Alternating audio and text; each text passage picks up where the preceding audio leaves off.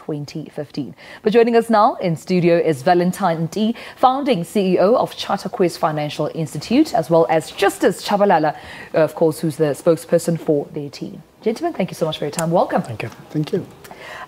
First of all, before we get into the competition, we want to understand what the Quest Financial Institute does and who they are. Kindly take us through your profile as a business. All right, thank you very much. Our focus is to prepare young people to become chartered management accountants, chartered certified accountants, chartered financial analysts. In that particular area, you need people who can actually apply what they've actually learned in terms of what the industry and commerce actually looks for. So that's actually our focus. And Justice, welcome to you as well. Thank you very much. You participated in the competition, I understand. Yes, Tell me why you entered. We wanted to change the perception that the world has around South African education as a whole. For example, the team, it's largely South African citizens, so we want to show the world that we are capable to compete in these global competitions, and we are capable of winning this kind of competition, therefore bringing the light into the South African education system.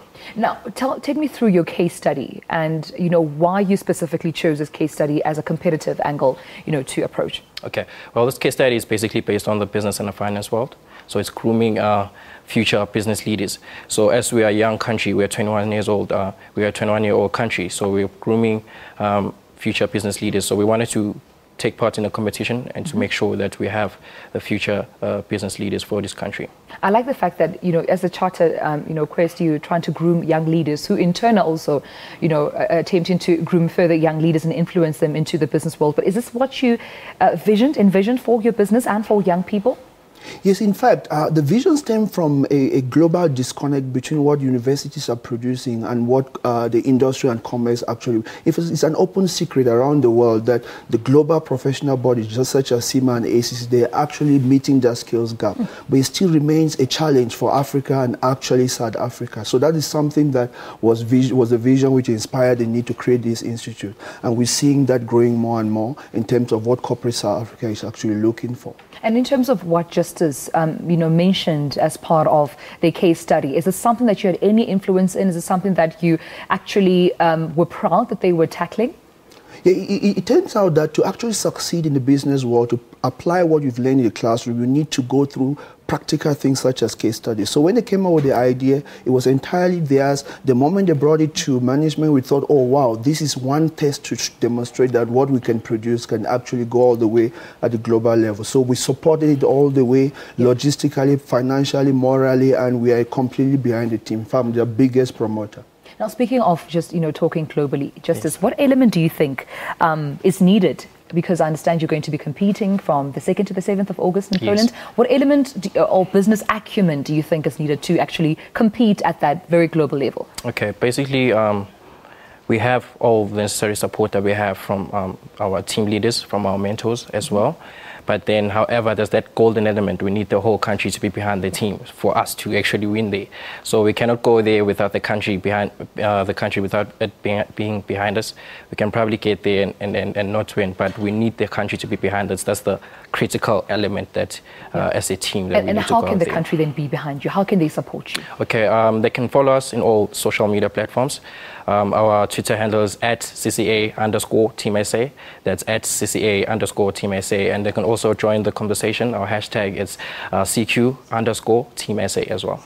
It's interesting actually to find young people that are so passionate about their profession and to also appeal to the rest of the country to support them.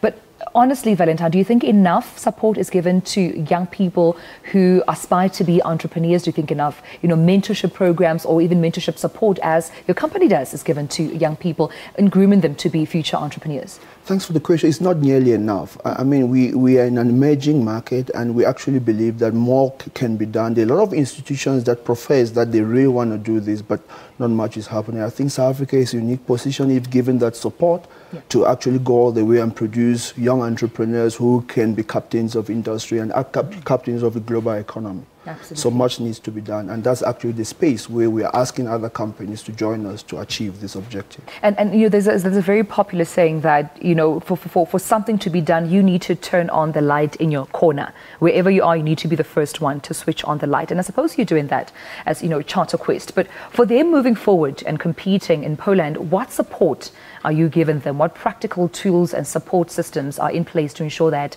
whether they win or lose, but they go there prepared and competitive?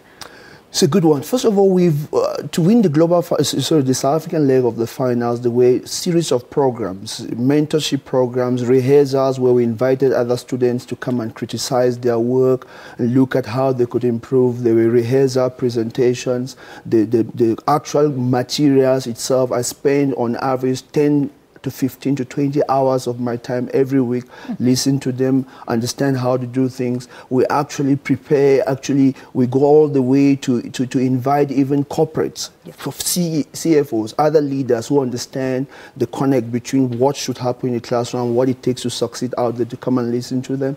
And apart from that, financially as well, the team, it takes resources to bring them together in meetings, to sponsor all the activities, their trips that need to go out to research information. Financially, Charter Quest has actually been behind the team. Their suits which they put together on the day of the competition to actually win, it was actually sponsored by Charter Quest. Wow. And we need to also express our gratitude. Barclays and CIMA actually are assisting with the sponsorship to take the team all the way to Poland, where the global finals will be taking place. And the goal is actually to go out there and win gold and bring it back to South Africa and make the continent very proud. Absolutely. Well, before I let you go, Justice, I need you to just give your words of encouragement to every young person out there that's watching you right now. I mean, we've just spoken about how more support needs to be given to aspirant entrepreneurs. What would you say to them?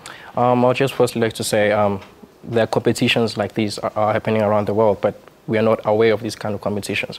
And us going out there, we're trying to prove that African brains can actually do the impossible. We're trying to change the stigma that's around us. Currently, our youth is regarded as unemployed, as youth that's doing drugs. So we're trying to change the perception and bring it to the real world and say that South African youth or the African youth, they are business leaders and they can be able to achieve anything that they believe in and that they want. Amazing. Yeah. Justice, Valentine, thank you so much for your time. Thank you very much. Thank you, and I wish you all the best. Thank you very much. Alrighty then, that was Valentine Nti, the Managing Director of Charter Quest Financial Institute, as well as Justice Tshabalala, who is a student at the Financial Institute. Well, inspiring stuff there, and we wish them all the best.